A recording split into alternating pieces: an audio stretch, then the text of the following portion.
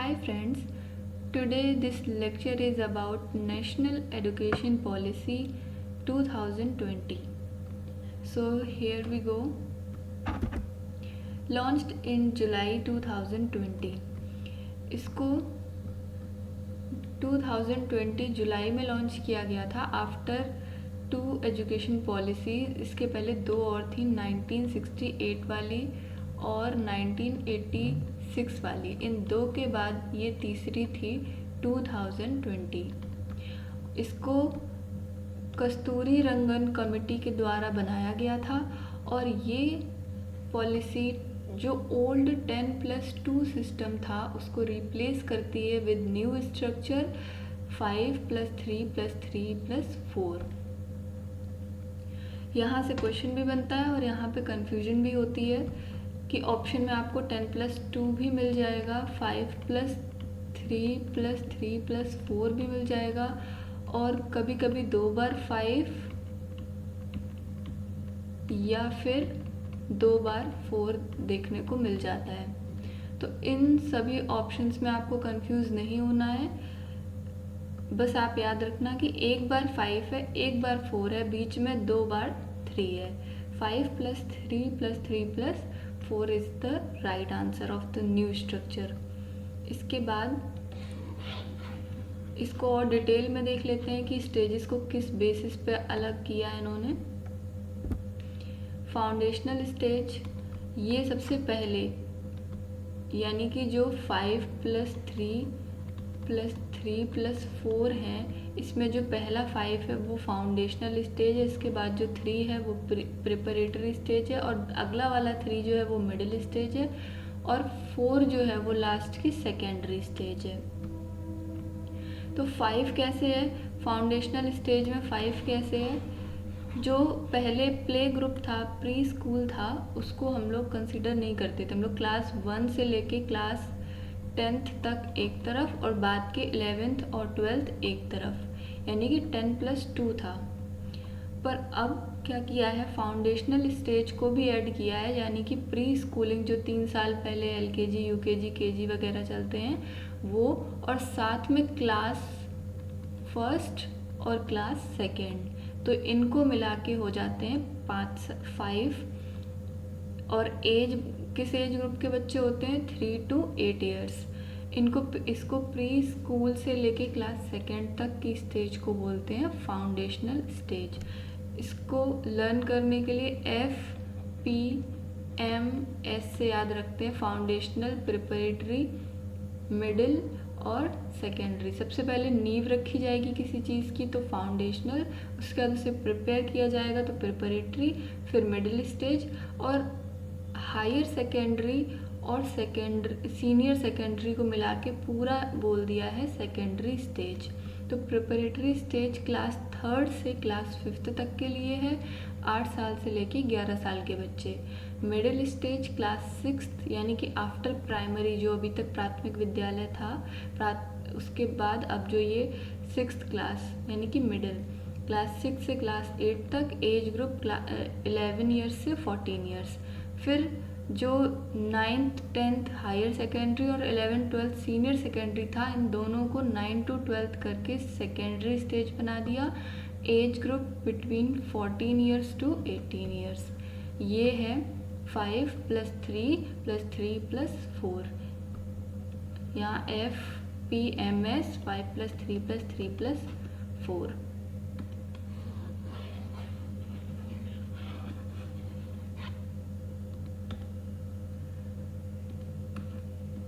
अब जो नया स्ट्रक्चर है इसमें क्या है कि जो प्री स्कूल यानी कि स्टार्टिंग वाली, जब जैसे 3 ईयर्स का मतलब क्या है, एज 3 का मतलब क्या है कि तुरंत एडमिशन लिया, बस बच्चे ने ज़िंदगी में पहली बार एडमिशन लिया, यानी कि प्री स्कूल में लिया होगा। तो यानी कि जो न्यू स्ट्रक्चर है उसमें प्री स्कूलिंग से लेके हमारी कंप्लीट स्कूल पूरा जो है 12th क्लास तक का वो पूरा कवर हो जाता है। यानी कि प्री स्कूल से क्या मतलब है कि early childhood care and education, यानी कि ECCE। तो जो ये चीज़ है यानी कि प्री स्कूल है, यानी कि स्टार्टिंग के 3 साल 3 to 6 ईयर्स ये अब फॉर्मल पार्ट ऑफ एजुकेशन है, यानी कि अब ये फॉर्मली इसको कंसीडर किया जाएगा। ये नहीं कि अभी बच्चे खेल रहे हैं, अभी प्ले ग्रुप में हैं, अब इसको फॉर्मल पार्ट कंसीडर किया जाएगा, जिसमें अलग अलग टेक्निक्स से बच्चों को कुछ ना कुछ सिखाया ही जाएगा, यानी कि वो फॉर्मल एजुकेशन का पार्ट हो गया है, स्कूल एजुकेशन का। इसके बाद फाउंडेशनल लिटरेसी एंड न्यूमेरेसी ये ऐड किया गया है कि मतलब क्लास 3rd तक के जो बच्चे हैं उनमें जो बेसिक पढ़ने लिखने बोलने की जो कैपेबिलिटी है, यानी कि लिटरेसी और न्यूमेरेसी, यानी कि इंग्लिश हिंदी जो लैंग्वेज है वो, और मैथ्स, ये सब उनको आ जाना चाहिए, यानी क्लास 3rd तक ये सारी चीज़ें कवर हो जानी चाहिए। इसके लिए निपुण भारत मिशन भी चलाया गया FLN को सपोर्ट करने के लिए। निपुण भारत की क्या फुल फॉर्म है, ये निपुण को यहाँ पे काफ़ी बार इसकी फुल फॉर्म पूछ ली जाती है, सिंपल बस केवल फुल फॉर्म पूछ लेते हैं, तो ये 5 वर्ड्स हैं तो फिर फुल फॉर्म भी बड़ी होती है, तो इसलिए याद रखनी पड़ती है। National initiative for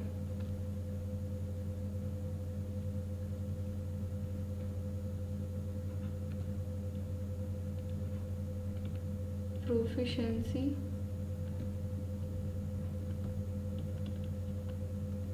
in reading with understanding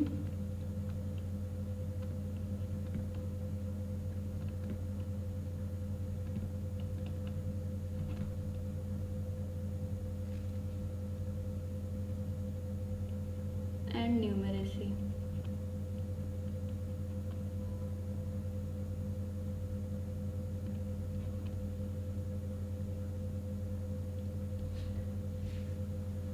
ये इंडिया का एक मेडलेट प्रोग्राम है और इसे FLN को सपोर्ट करने के लिए लॉन्च किया गया था, यानी कि फाउंडेशनल लिटरेसी एंड न्यूमेरेसी।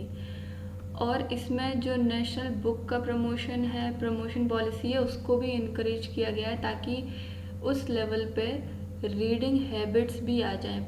पढ़ना सीखेंगे तभी तो अच्छे वोकैब उनकी भी तैयार होगी, बोलने की भी कैपेबिलिटी उनकी बढ़ेगी। तो यानी कि ये सब आपस में चीज़ें एक दूसरे के लिए की गई थी, ये सारे missions.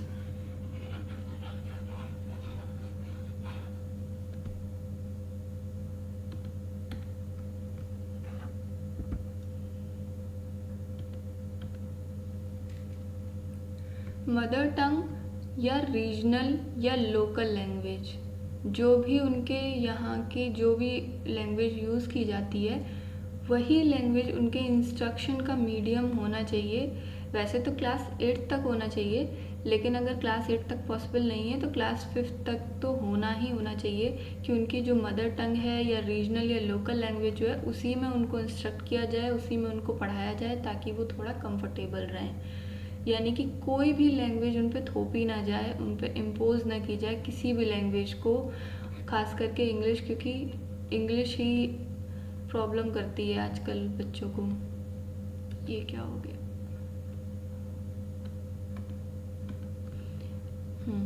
Vocational education start from class 6 with internship opportunities, और जो वोकेशनल एजुकेशन है उसको 6 क्लास से ही स्टार्ट कर देना चाहिए और उसी के साथ साथ उन्हें इंटर्नशिप अपॉर्चुनिटीज़ भी देनी चाहिए। और यहाँ पे वोकेशनल एजुकेशन में केवल डॉक्टर, इंजीनियर या CA ऐसे कोर्सेज नहीं हैं। अगर कोई कारपेंटर भी बनना चाहता है तो उसके लिए भी प्रोफेशनल कोर्स होगा। कोई गार्डनिंग में कोर्स करना चाहता है, कोई भी कोर्स करना चाहता है, कोई भी स्किल वाला कोर्स भी अगर है उसके वो करना चाहता है तो वोकेशनल कोर्स की एजुकेशन उसको प्रोवाइड कराई जाए।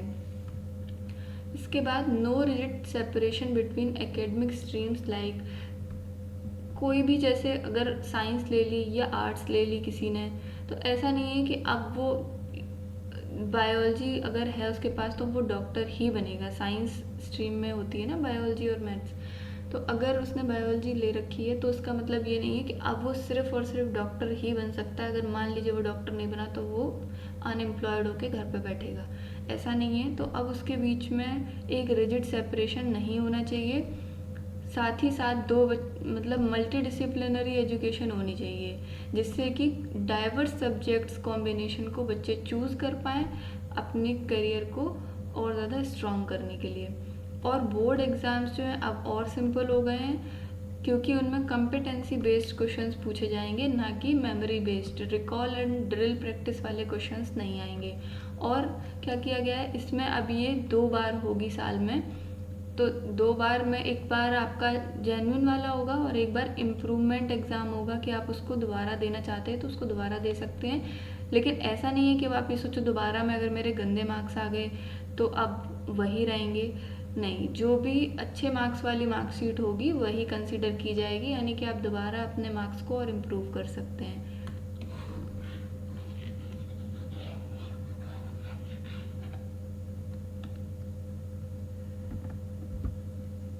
असेसमेंट 360 यानी कि ऑल राउंड होगा।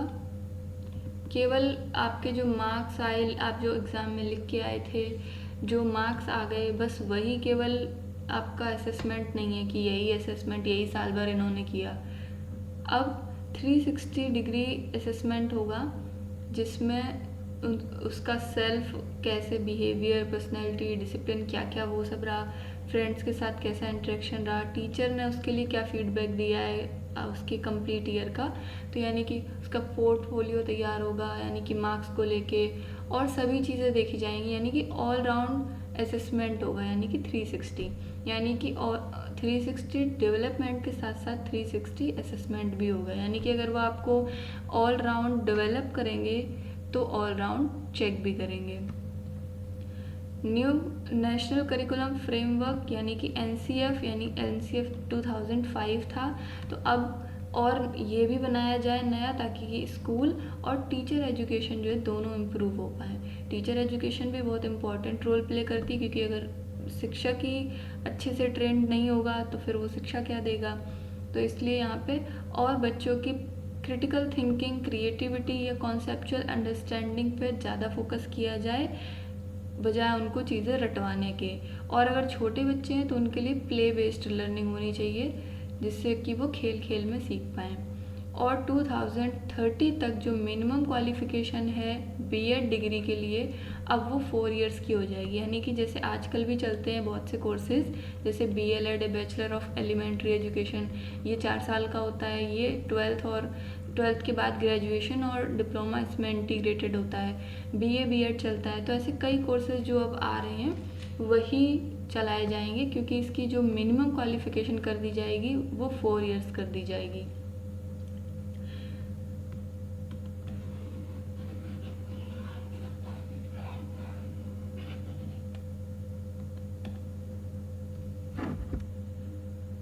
Multiple entry and exit options in higher education, यानी कि अब किसी भी कोर्स या किसी भी करियर में जाने के लिए multiple entry and exit options हैं हमारे पास। अगर हायर एजुकेशन में हम हैं तो उसमें हम मान लीजिए कि 1 साल का कोई कोर्स करके उसको छोड़ दिया, फिर दूसरा ईयर स्टार्ट हुआ, तो यहाँ पे हमारे पास कई ऑप्शंस रहते हैं हायर एजुकेशन में उनको चूज़ करने की, कि उसी वक्त हम उस कोर्स को छोड़ सकते हैं और दूसरे कोर्स को ज्वाइन कर सकते हैं। यानी कि जैसे कि सब्जेक्ट सेपरेशन में बोला था नो रिजिड सेपरेशन, ऐसे ही हायर एजुकेशन में करियर ऑप्शन और कोर्स के लिए यहाँ पे भी कोई रिजिडिटी नहीं है। बहुत सारे ऑप्शन है हमारे पास कि हम बहुत ही स्मूथली मर्ज हो सकते हैं, किसी इस वाले करियर से इस वाले करियर पे स्विच कर सकते हैं बहुत ही आराम से। तो जो भी हमारे ग्रेजुएशन की फर्स्ट ईयर होगी वो सर्टिफिकेट ईयर होगी, और सेकेंड ईयर डिप्लोमा ईयर होगी, और थर्ड डिग्री वाली होगी, फोर्थ का 4 साल का है तो भी डिग्री ईयर होगी। Higher education commission of India HECI ये अब एक सिंगल रेगुलेटर हो गया है हायर एजुकेशन के लिए। केवल जो मेडिकल और लॉ डिपार्टमेंट है इनको छोड़ के बाकी सब के लिए बस ये एक ही जो कमीशन ऑफ इंडिया है वो ही रेगुलेट करेगा सारी यूनिवर्सिटीज़ और उनके कोर्सेज़ को। और 2035 तक जो ग्रॉस एनरोलमेंट रेशियो है GER उसे बढ़ाया जाएगा कहाँ तक, अप टू 50% तक इंक्रीज़ किया जाएगा। और 21st सेंचुरी को देखते हुए, जैसे कि आज हम लोग मॉडर्न हो रहे हैं, तो उसको देखते हुए डिजिटल लर्निंग पे फोकस किया जा रहा है। इंक्लूसिव एजुकेशन और यूज़ ऑफ टेक्नोलॉजी सभी लेवल्स, यानी कि कोई छोटा बच्चा हो, बड़ा बच्चा हो, ग्रेजुएशन कर रहा हो, कोई भी एज हो, प्री स्कूल, स्कूल या post school, digital learning, use of technology और इंक्लूसिव एजुकेशन जैसी चीज़ें हर जगह होनी चाहिए।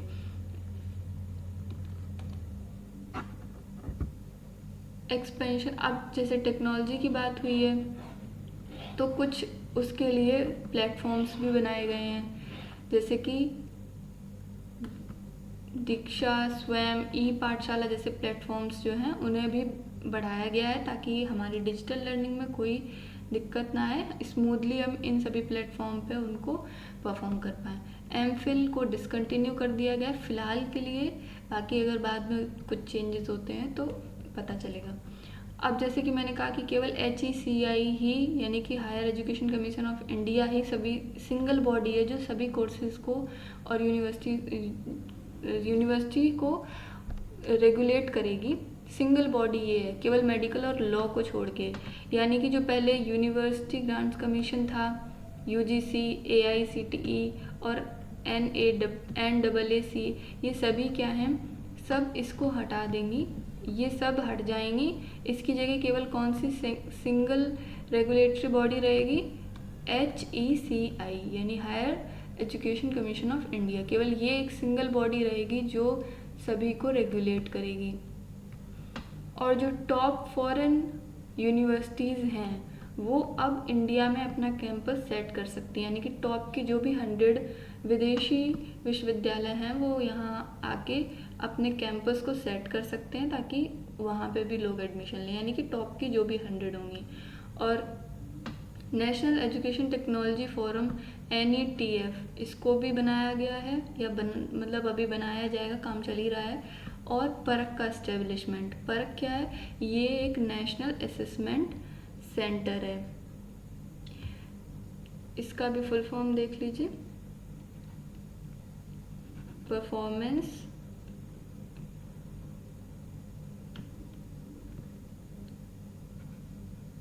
Assessment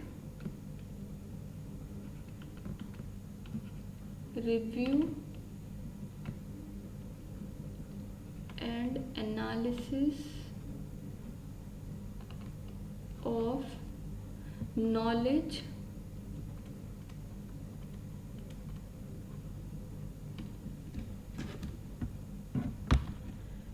for holistic development, for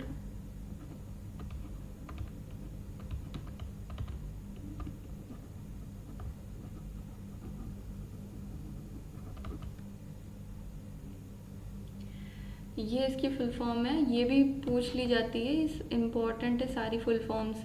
performance assessment review and analysis of knowledge for holistic development, ये एक नेशनल असेसमेंट सेंटर है और ये NCERT के साथ काम करता है।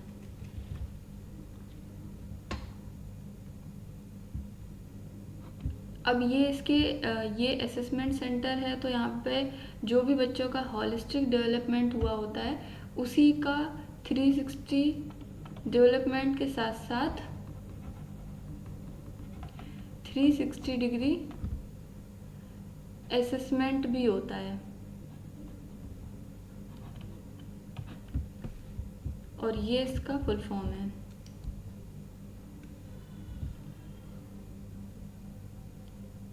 तो इस वीडियो में मैंने जो भी मतलब इस लेक्चर में जितना पॉसिबल था, पॉसिबल के साथ साथ जो भी इसके इम्पॉर्टेंट पॉइंट्स थे जो जनरली पूछे जाते हैं टीचिंग एग्ज़ाम्स में, मैंने उनको खास करके कवर किया, जिनसे आप बहुत से क्वेश्चंस इस लेक्चर के बाद जब आप सॉल्व करोगे तो आपके मोस्टली क्वेश्चंस कवर हो जाएंगे।